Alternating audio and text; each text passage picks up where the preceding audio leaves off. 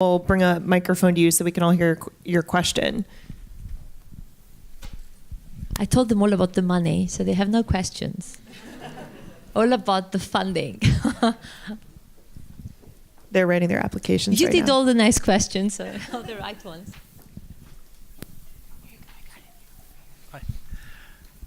Hi, is it on? Yeah, it's on. That's a lot of funding. How can you talk about how you are choosing to allocate that, and how? I mean, obviously, there's a ton of activity and a lot of, as you said, a lot of people talking about blockchain, but not necessarily doing things. I mean, I think you said 9.2 billion. That's are you guys becoming a venture capital firm? What's going on with that money? Okay, so 9.2 is the digital. Just a second. It's let me find. It's called the digital EU actually plan that we have for a digital single market. In total, it's 9.2. One of the 6 or 7 windows we have, it's blockchain. So we did not specifically talked about a specific amount of money there, because we didn't want to limit that or to put a ceiling on that. But it's money to achieve a single market in Europe and friends of Europe.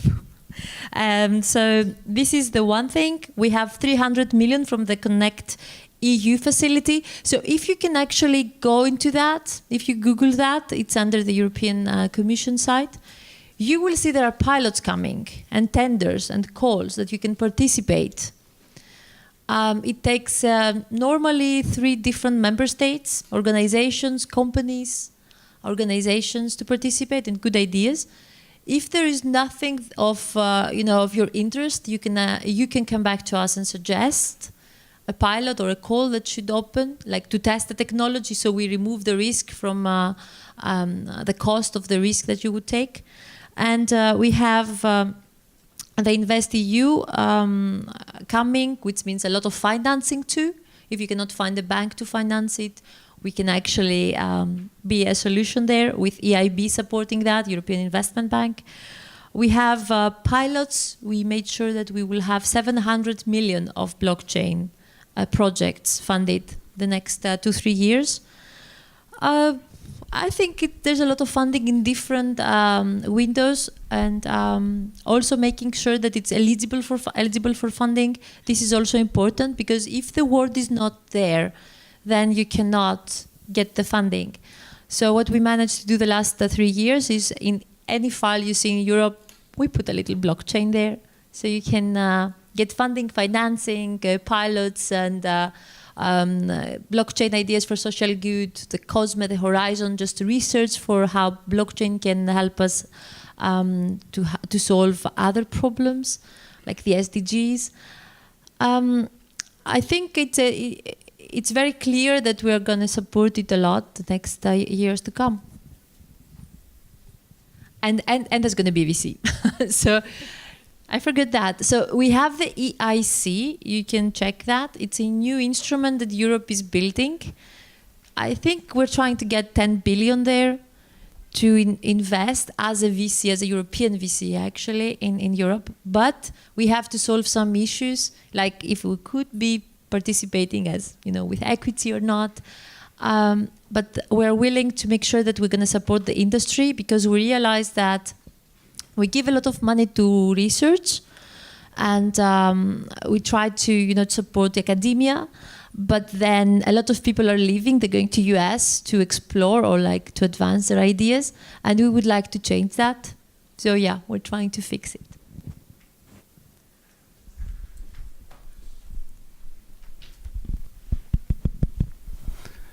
Hi, thank you very much for all these insights. Very interesting initiatives from the government. The question is around successful implementation of these initiatives are expected to bring a lot of efficiencies into the whole ecosystem. Currently, European Union is already reeling under unemployment rate of around 7%. So this additional efficiency can really bring in or add to the unemployment rate. So what are the thoughts around addressing these issues?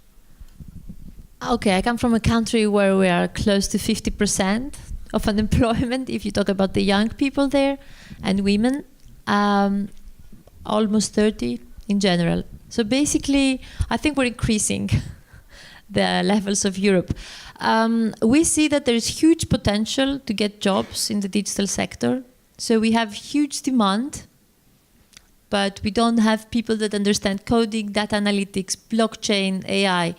So what we're trying also to do, and it's part of the resolution, but also other actions that we have, is education, to make sure that people will have access to learn coding, and at least initially some lessons there, and to make sure that they were gonna choose to learn more, since there is demand of basically, I think we estimate 1 million of jobs are needed in this in the digital single market. Of course, a lot of that is blockchain too. So we're trying to make sure that at least the young people, young citizens, will have free tools to learn and be able to have, you know, these skills to not be unemployed. Because at this point, I have people that they are looking for jobs, but they don't have the skills, and then I have the companies that they're asking for people with digital skills and they cannot get them, so they have to move outside Europe to find them. So these are ways we're trying to respond to that.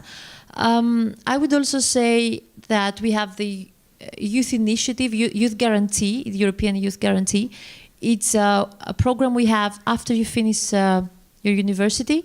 For 3 years, we pay you and the company for you to get experience working there. So we cover that.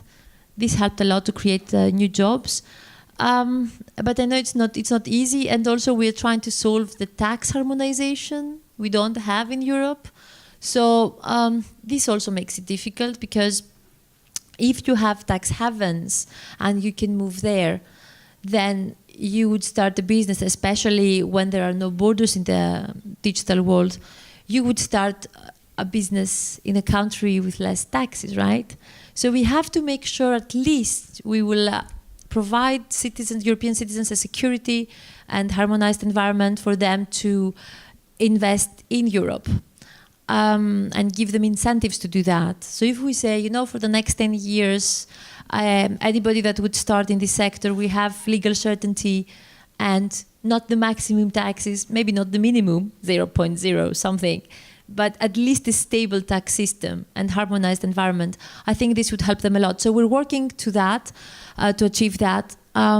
When I started 2014, this was not even a plan. Okay, so we managed to do a lot of things very fast.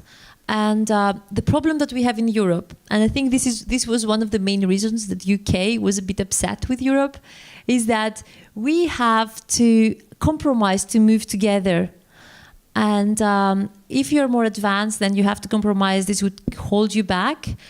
But at the same time, you have the benefits of a huge market.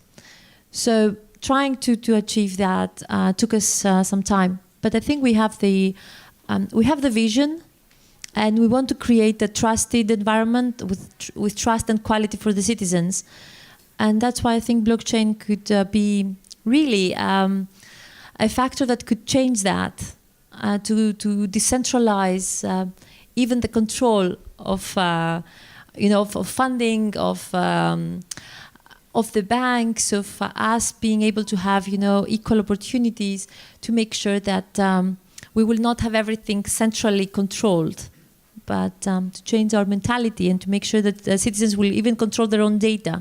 This was not the case. I've been fighting in other files to make sure that people will not have their data sold or manipulated, or they will be discriminated based on their Google searches. Like if you search for a disease, you could be discriminated or not even get a job. You see that's happening in China, right?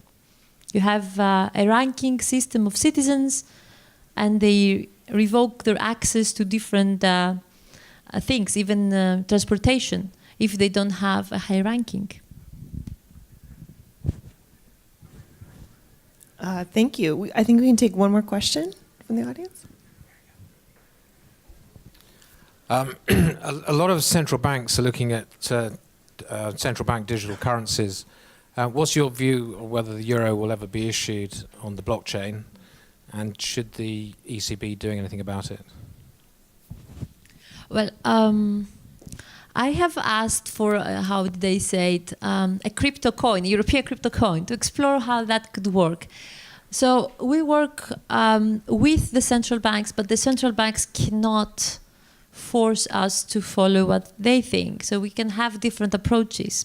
My first question to Draghi was how he sees the cryptocurrencies, especially Bitcoin in 2015. And he said, we are monitoring that, but we don't consider it to be a currency. The same day he answered to me, there was a decision from the European Court of Justice saying that it is a currency, it is treated as a currency.